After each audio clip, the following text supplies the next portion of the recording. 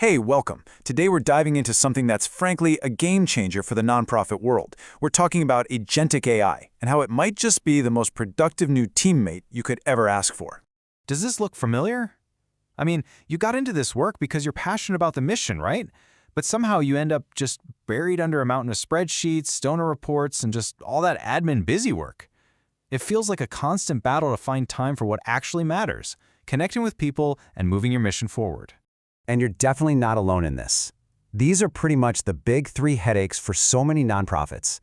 Fundraising feels like an impossible uphill battle. Trying to keep donors engaged is a constant worry. In the administrative load, it is just relentless. If any of that is ringing a bell, you're in the right place, because a new kind of help is finally here. Okay, so let's meet this new teammate. And I want to be clear, we're not just talking about another piece of software or some simple automation tool. We are talking about something fundamentally different. We're talking about Agentic AI. This right here is the best way to think about it. For years, we've had traditional AI, which is kind of like a super advanced calculator. You give it a very specific task, say, segment this donor list, and it spits out an answer. It's powerful for sure, but it's totally reactive. It waits for you. Agentic AI, though, it's like a proactive virtual coworker.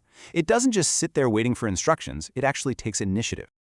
And look, this isn't just a clever analogy we came up with. As Andy Snyder over at Blackbaud puts it, it really feels like a coworker that can drive outcomes all on its own. So this isn't about doing small tasks faster. This is about managing entire workflows from the beginning all the way to the end.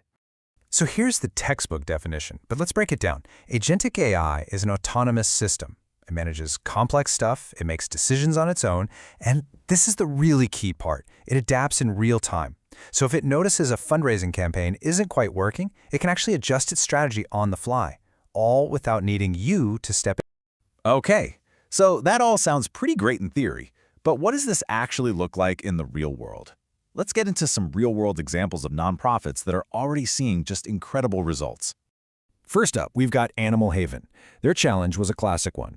How do you turn those one-time donors into loyal, recurring supporters? It's a tough nut to crack. So they turned to AI to personalize the donation suggestions that people saw when they visited their website.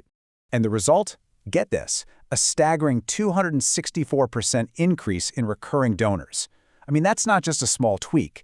That is a transformational change to their financial stability. And they did it by treating every single potential donor like an individual. Now let's switch gears and look at a completely different kind of problem, pure scale. Blue Star Families was trying to manage a massive database of 1.5 million records. Just imagine the administrative work just to keep that data clean and usable. It was immense. So they brought in an AI agent, and check out this number. They saved 400 administrative hours.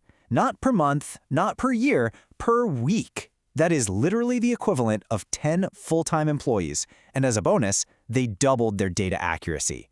Just incredible. And this quote from their VP of Technology, Michael Kang, really gets to the heart of it. The goal isn't about replacing people, it's about empowering them. It's about giving every single person on the team, no matter their tech skills, the power to make smarter, data-driven decisions. This table just lays it all out, doesn't it? Look at the difference. On one side, you've got these slow, manual, clunky workflows. But with Agentic AI, you get automated, real-time tracking. Instead of generic mass emails that nobody reads, you get personalized, triggered updates. It's a complete shift in how the core work gets done.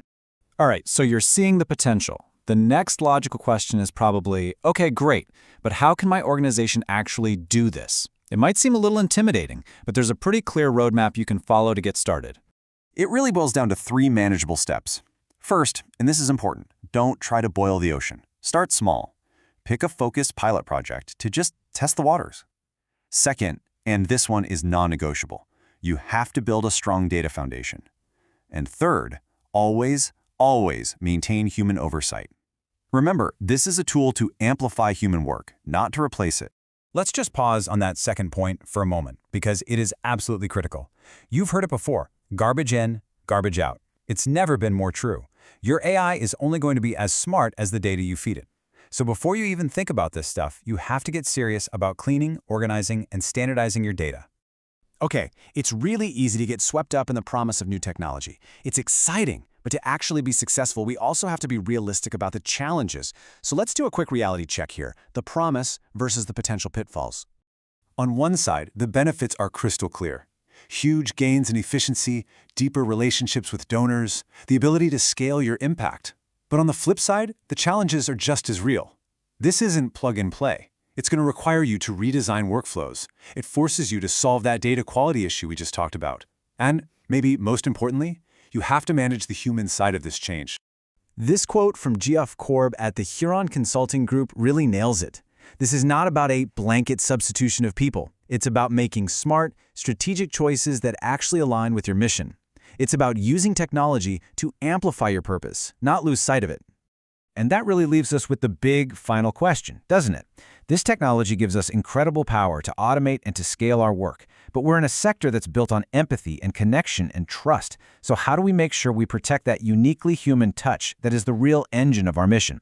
That's the challenge and the opportunity that lies ahead. Thanks so much for tuning in.